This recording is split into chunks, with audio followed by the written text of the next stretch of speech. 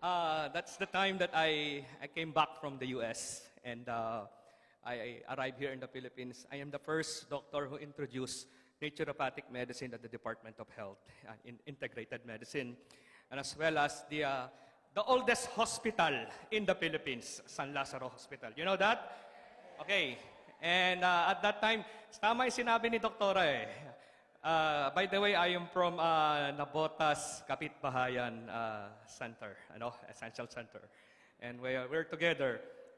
Pag sa hospital kasi, sorry I'm speaking to you as a doctor, not as an ordinary user. Sa hospital kasi, bihira naniniwala sa food supplement. Bihira yan. Bihira yung doctors.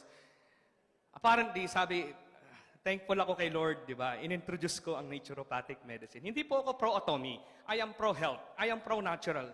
And that's me. Pwedeng paki-flash ulit. Yan. Yan, lumaki ko noon. Di ba? See the difference? Ito, last 2 months, less than 2 months ago, that was November, that's the time that I was already using Atomy. And just to inform everyone, nakalapag po ang, kumbaga, ang pakpak ng Atomy for the first time at the Philippine Medical Association on my left. Okay? I introduced this even to the doctors. Ay, okay naman pala.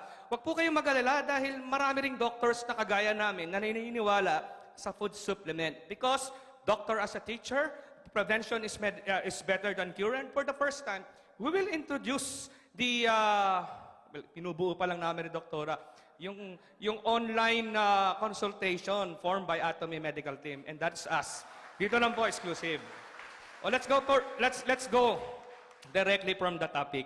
Pwede bang pa-flash yung isang team namin ng doctors? Ayan, back to tayo sa yung nauna. Sige, yung solo ko, yung solo. Op. Ayan. This is the first time na aksidente pumunta ako dito. I was there. Hindi naman talaga Atomy ang pupuntahan ko, papagawa ko sapatos eh. Itong isang doktorang makulit na to, hinila ko. Si Doktora Josie, kasalanan mo bakit nasa Atomy ako. Pero all things work together for the good of those who love Him. May purpose pala si Lord. Ayan ako, ang laki ng pisngi ko, no? And then after that, sige pa, flashback pa. Year ago, yung grupo namin, ito po, sige po, back po. Sige po, yung forward pala, sorry. Yan, ito naman po kuha namin sa Manila Doctors Hospital. And that is the private firm, and we partner with the family medicine. We're under that. Laki ko pa noon at that time. And even now, sige, pwede na nating ibalik mo rin sa parang si John Lloyd, na parang si Hayden. Okay. Sige, meron pa pala yung team ng Atomy na lumapag doon sa PMA last time. Ito po yung grupo namin when we introduced this with the Philippine Academy of Naturopathic Medicine dahil ako po yung president and founder noon. No? And faculty member din po ako ng GLCAM School of Wellness. Let's go directly sa HemoHim. I started using HemoHim sometime in November. Kung mapapansin ninyo, hindi ko na siya inisip na pandilate kasi I'm a sports person. What happened with me is nag-normal ang sugar ko. Kasi na-diagnose ako ng aking endocrinologist as diabetic eh. Pero alam nyo bang first time na normally kasi nagbibigay sa akin yung mga medrep, libre. Ako na mismo bumili ng purchase, naniwala ako sa product. Sige na nga, inumin ko na ito, kako. Panginom ko, wow, 10 days pa lang talagang yung strength, yung stamina ko kakaiba.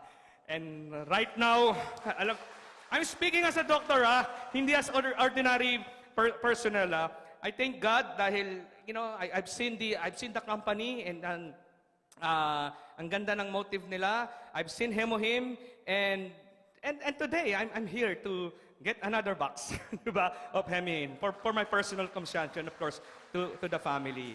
And wala na akong ibang sasabihin pa kundi thankful ako, nasa Atomy ako, and we are forming a medical team here with us.